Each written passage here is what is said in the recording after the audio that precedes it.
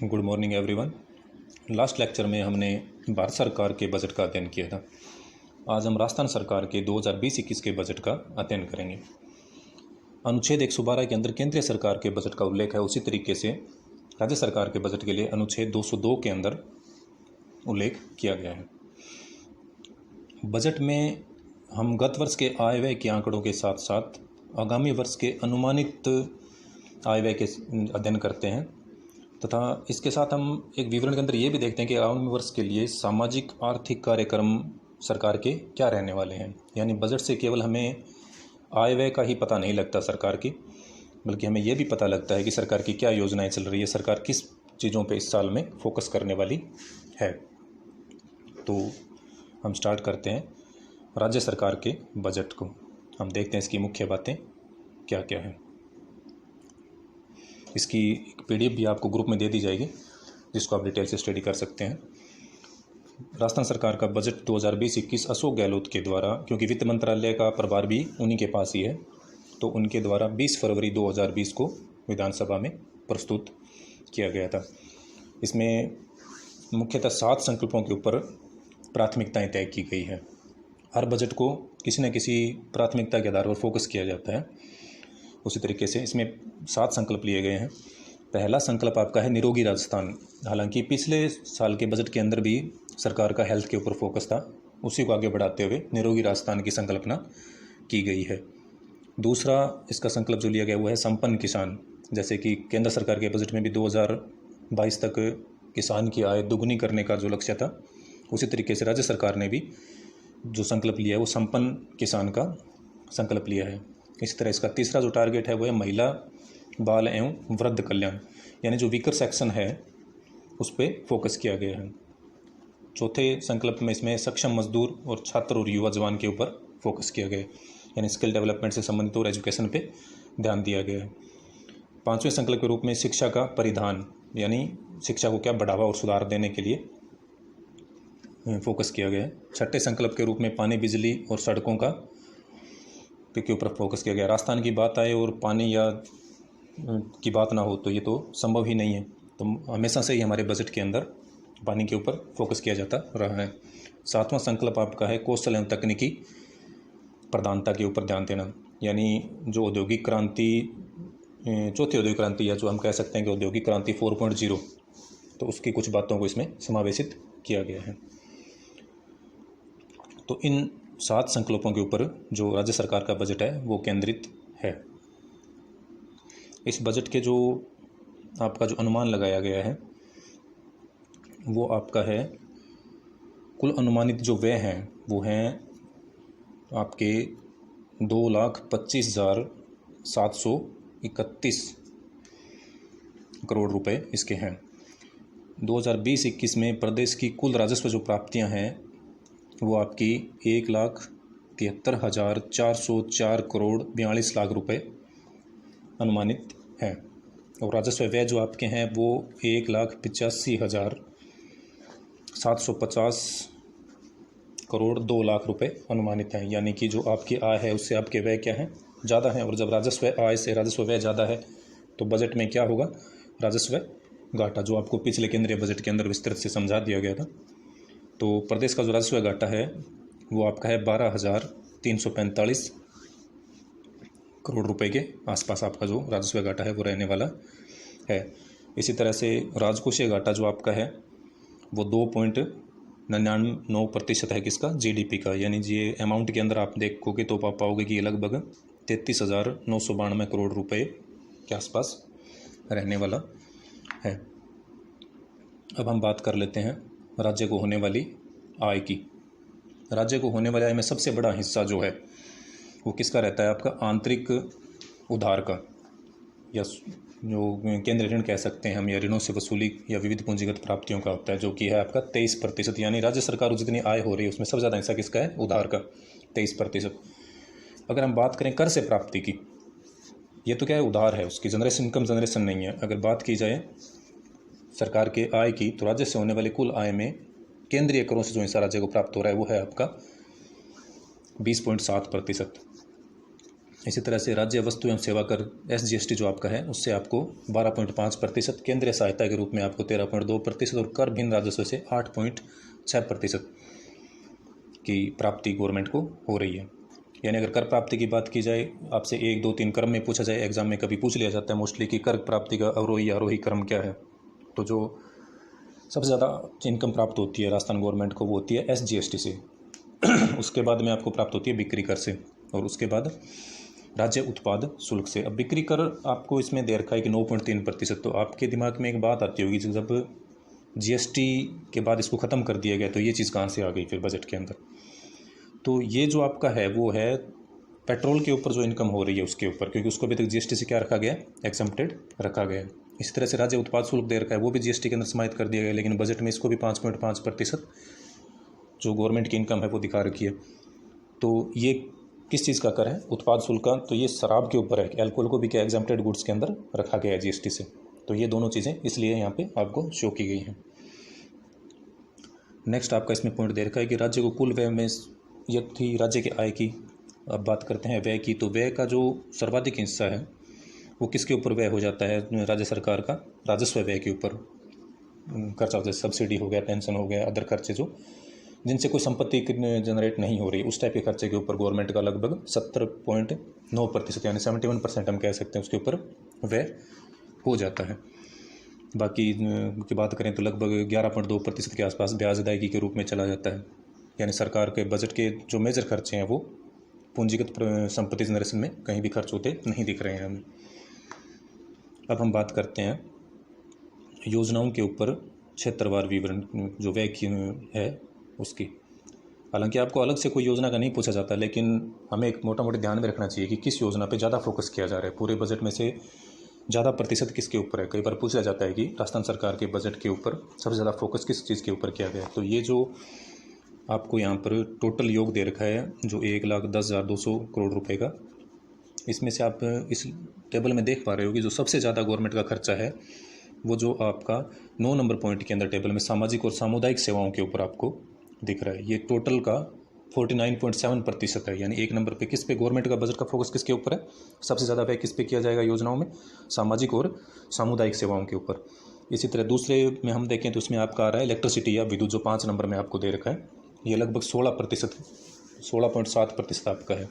और 3 नंबर पर हम देखें तो ग्रामीण विकास 10.7%, और 4 नंबर पर कृषि और संबंध सेवाएं जिसमें 8.5% व्यय किया जा रहा है। यानी मेनली हम अगर शॉर्ट में कहना चाहें तो बजट का मुख्य फोकस किसके ऊपर है आपका, सामुदायिक और सामाजिक और सामुदायिक सेवाओं के ऊपर, उसके बाद विद्युत और उसके बाद ग्रामीण विकास पे ध्यान दिया जा रहा है। पिछले वाले सालों में लगभग जो राजस्थान गवर्नमेंट का ट्रेंड है वो इसी के आसपास रहा है। तो ये आपका था योजनाओं के ऊपर व्यय का एक आउटले। आगे आपको एक टेबल के में आय व्यय के अनुमान दे रखे हैं जिसमें आपको प्राप्तियां और व्यय बताए गए हैं।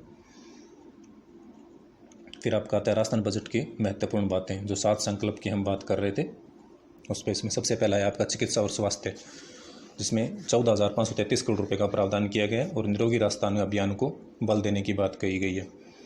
नागरिकों को एक डिजिटल हेल्थ सर्वे भी उपलब्ध करवाया जाएगा और एक अथॉरिटी का गठन किया जाएगा जो कि मिलावटखोरों के विरुद्ध फास्ट ट्रैक कोर्ट के रूप में काम करेगी। इसी के साथ साथ चिकित्सा शिक्षा को बढ़ाने पर भी जोर दिया गया है, जिसमें चित्तौड़गढ़ सहित 15 नवीन मेडिकल कॉलेजों को अगले 4 वर्षों में निर्माण किया जाएगा। इस तरह के प्रावधान किए गए और आयुर्वेद पे भी जोर दिया जाएगा। इसी तरह आपका आता है दूसरा संकल्प जो था गवर्नमेंट का कि संपन्न किसान। कृषि विभाग के लिए 3,420 करोड़ रुपए का प्रावधान किया गया, जिसमें वर्षा जल के संग्रहित को और सिंचाई क्षेत्र को बढ़ाने के लिए जोर दिया जा रहा है।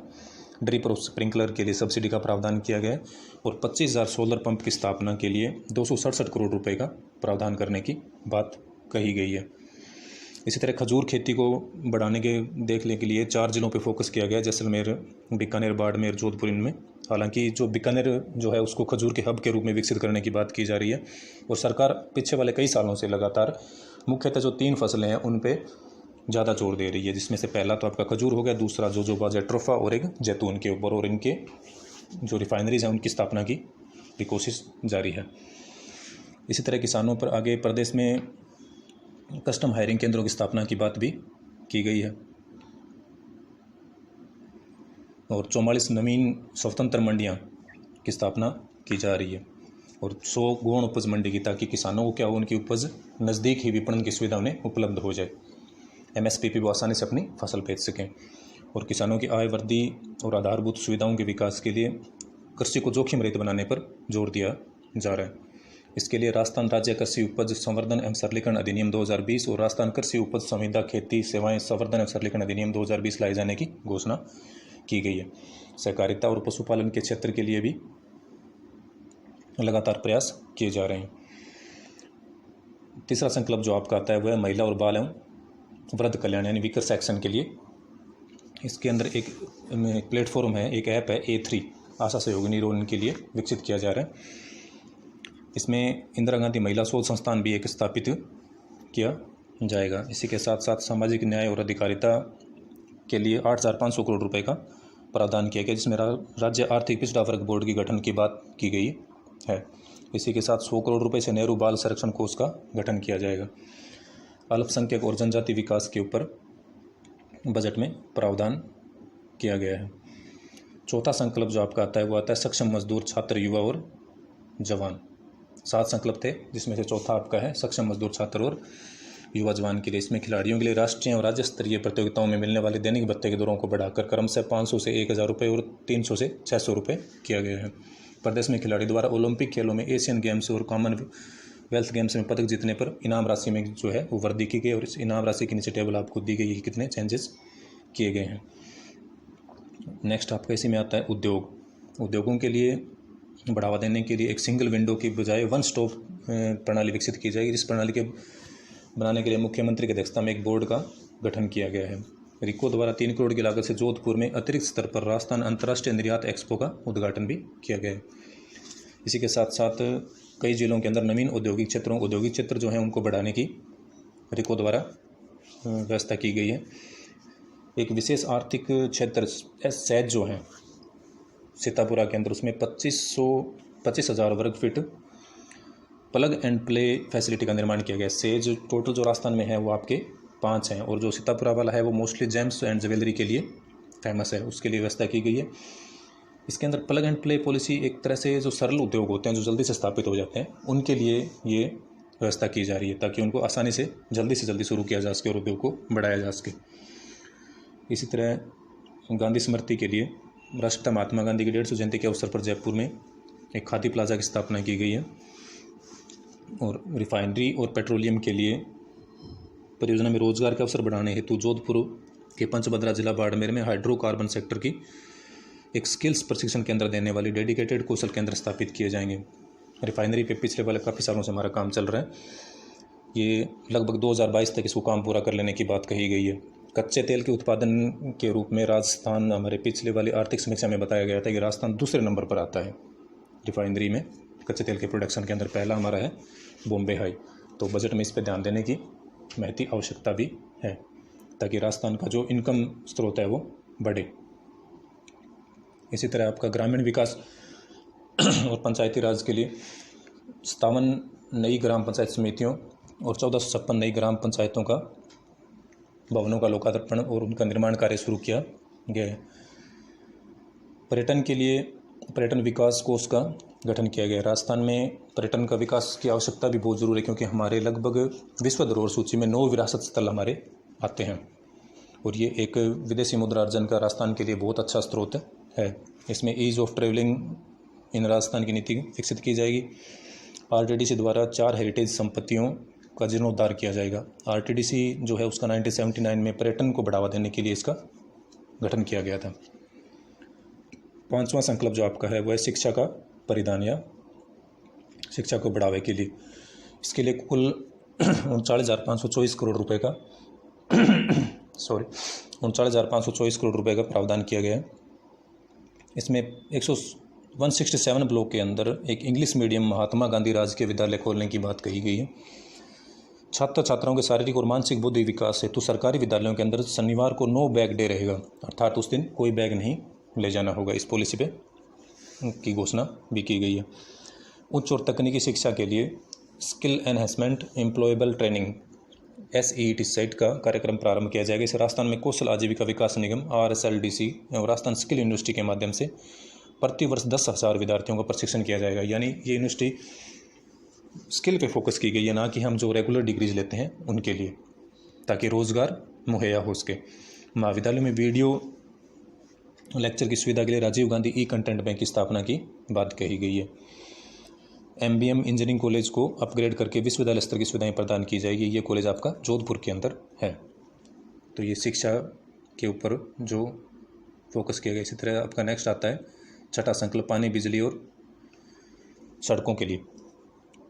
इसके अंदर जन स्वास्थ्य विभाग के लिए वर्ष 2020-21 के लिए 8,794 करोड़ रुपए का प्रावधान किया गया है। इसमें ग्रामीण परिवारों को घर में पेयजल उपलब्ध करवाने के लिए प्रथम चरण में 16 जिलों इससे जो क्या होंगे, लाभान्वित होंगे। इसी तरह ऊर्जा के क्षेत्र के लिए जो आपका है 18,530 करोड़ रुपए का प्रावधान किया गया है।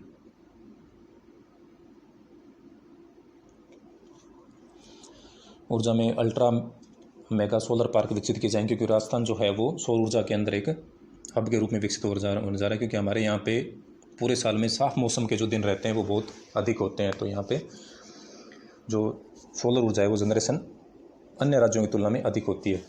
प्रत्येक जिला मुख्यालय पर एक ग्रीन एनर्जी सिटी के रूप में विकसित किए जाने की बात कही गई है। आगामी 5 वर्षों में 300 मेगावाट के सोलर सिस्टम स्थापित करे जाने का प्रावधान किया गया है। इसी तरह से सार्वजनिक निर्माण विभाग के लिए आपका 6,808 करोड़ रुपए का प्रावधान किया गया है। परिवहन के लिए सड़क सुरक्षा कोष की स्थापना की गई है, जिसमें 100 करोड़ रुपए राशि सड़क सुरक्षा के लिए उपलब्ध करवाई जाएगी। इसमें मुख्यमंत्री सड़क सुरक्षा पुरस्कार दिए जाने के लिए भी एक बात कही गई है, सर्वश्रेष्ठ जिले जो प्रदर्शन करेंगे उनके लिए।